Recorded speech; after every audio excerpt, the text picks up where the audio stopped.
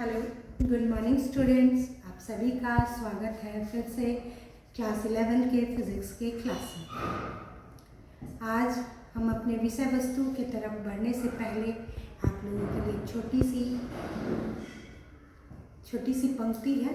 एक तरह का ये गाना है जो आपके सामने रखने जा रही हूँ। वो इस प्रकार है।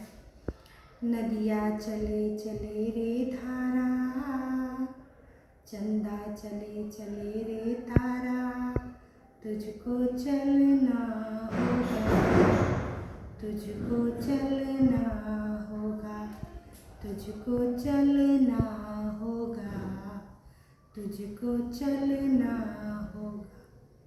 चलना अर्थात गति, यानी आज का हमारा जो टॉपिक है वो है सरल रेखा में गति, मोशन इन स्ट्रेट लाइन।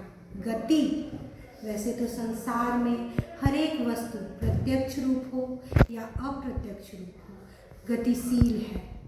हमारा चलना, दौड़ना, साइकिल का चलना, रोड पर किसी वाहन का चलना, एक चींटी का चलना, या पृथ्वी का अपने अक्ष पे घूर्णन करना, पृथ्वी के सूर्य के चारों तरफ परिक्रमा करना, चंद्रमा का पृथ्वी के चारों तरफ परिक्रमा करना, सभी ग्रहों की सूर्य के चारों तरफ परिक्रमा करना, यानी हर एक वस्तु, ये पूरा ब्रह्मांड ही गतिशील है।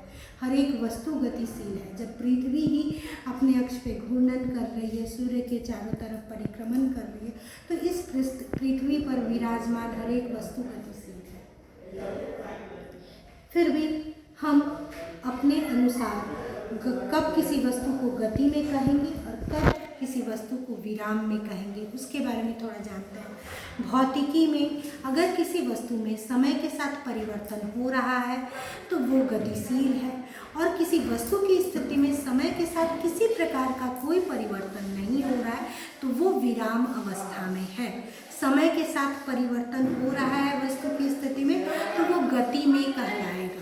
वैसे तो विराम और गति दोनों एक दूसरे से काफ़ी संबंधित, एक दूसरे से काफ़ी रिलेटिव है। जैसे उदाहरण स्वरूप एक बस में दो यात्री सफ़र कर रहे हैं, वो दोनों यात्री एक दूसरे के सापेक्ष में विराम की अवस्था में है, लेकिन उसी दोनों यात्री को अगर बाहर से बैठा हुआ कोई व्यक्ति देख रहा है तो वो दोनों व्यक्ति उनके रेस्पेक्ट में गतिशील है, और बाहर बैठा वो व्यक्ति उन दोनों व्यक्तियों के सापेक्ष में विराम अवस्था में है। बस देखने का नज़रिया बदलने से विराम और गति की परिभाषा बदल गई। लेकिन हमारे भौतिकी में इसको परिभाषित करने का तरीका है कि अगर वस्तु की स्थिति में समय के साथ परिवर्तन हो रहा है तो वो गतिशील है, और समय के साथ परिवर्तन नहीं हो रहा है तो वो विराम की अवस्था में है।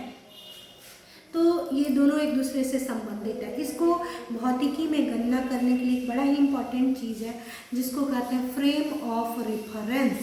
फ्रेम ऑफ रेफरेंस क्या होता है कि हमारे गणना करने का तरीका है।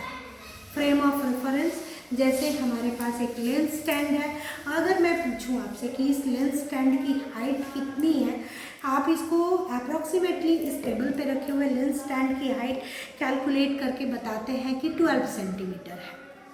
12 सेंटीमीटर है, पर आपने गणना कहाँ से की? इस टेबल के ऊपर रखे सिर्फ लेंस स्टैंड की हाइट को।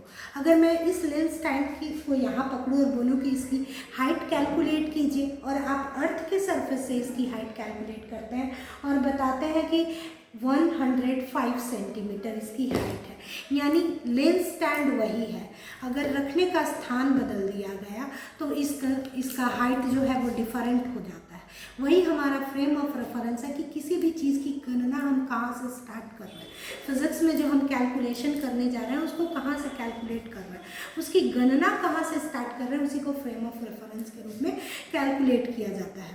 जिसका उदाहरण मैंने बस में सवार यात्री के द्वारा भी दिया कि कब कोई विराम में हो और कब कोई उसी परसेप्शन ऑफ विजन चेंज करने से वस्तु की स्थिति विराम अवस्था और गतिशील बनती चली जाती है। तो ये लेंस स्टैंड का फ्रेम ऑफ रेफरेंस बेसिकली दो तरह का होता है। एक होता है इनर्शियल फ्रेम ऑफ रेफरेंस और दूसरा होता है non inertial frame of reference. Inertial frame of reference जो न्यूटन्स के लॉ को फॉलो करता है, और non inertial frame of reference जो न्यूटन के लॉज को फॉलो नहीं करता। अब ये फ्रेम ऑफ रेफरेंस हमारे ऊपर ऑब्जर्वर के ऊपर डिपेंड करता है कि वहाँ वो कहाँ से रखता है और कैसे कैलकुलेट करता है। एक और जानने योग्य बात है जो इस विषय को समझने, पॉइंट ऑब्जेक्ट, बिंदु वस्तु। पॉइंट ऑब्जेक्ट क्या होता है? वैसी वस्तु जिसका आकार काफ़ी छोटा है, नगण्य है, और दूरी काफ़ी बड़ी है। जैसे एक रेलगाड़ी है जिसको चल करके दिल्ली से चल करके मुंबई जाना है, तो दिल्ली से मुंबई के दूरी के सापेक्ष में रेलगाड़ी की लंबाई बहुत ही छोटी है, नगण्य है, तो वहाँ पे रेलगाड़ी हमारा पॉइंट ऑब्जेक्ट होगा। और distance between Delhi to Mumbai travelled by the train is known as distance.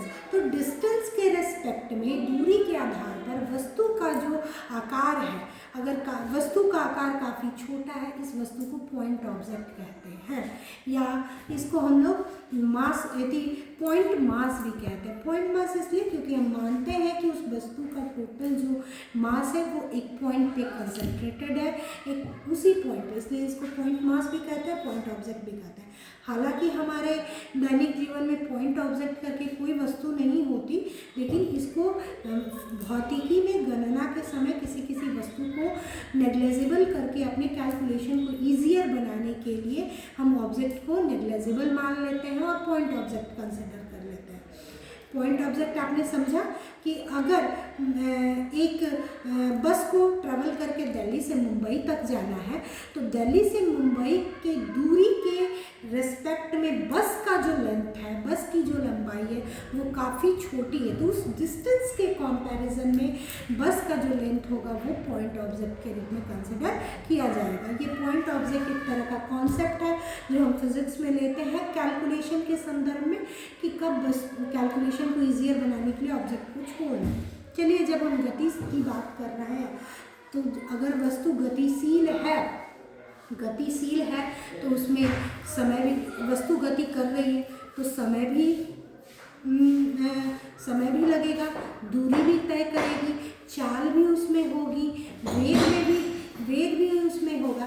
यानी इस गति से संबंधित सारे विषय वस्तु को दूरी, चाल, वेग, त्वरण, इन सबों के बारे में आपने क्लास 9th में तो पढ़ा ही होगा।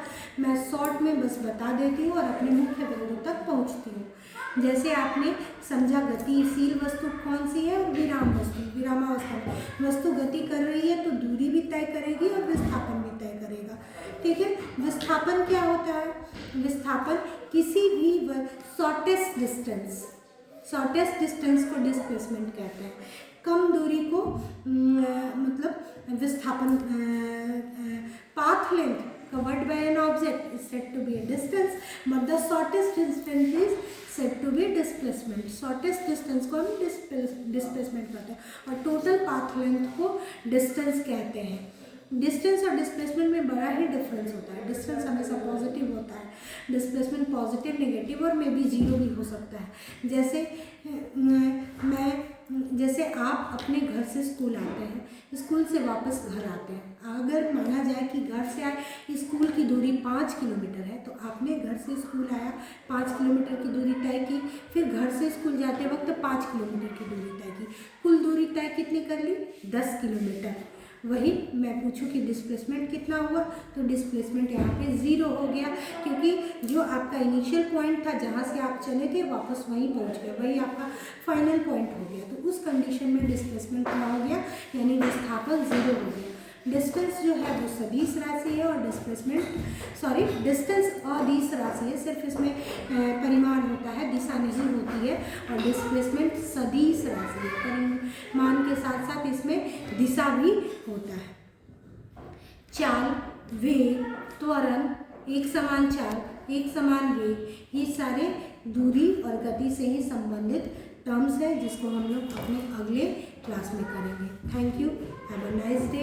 चलते रहिए, सीखते रहिए, जीवन का आनंद उठाते रहिए। अगर समय चलता रहा और आप रुक गए तो वहीं पे आपकी प्रगति रुक जाएगी।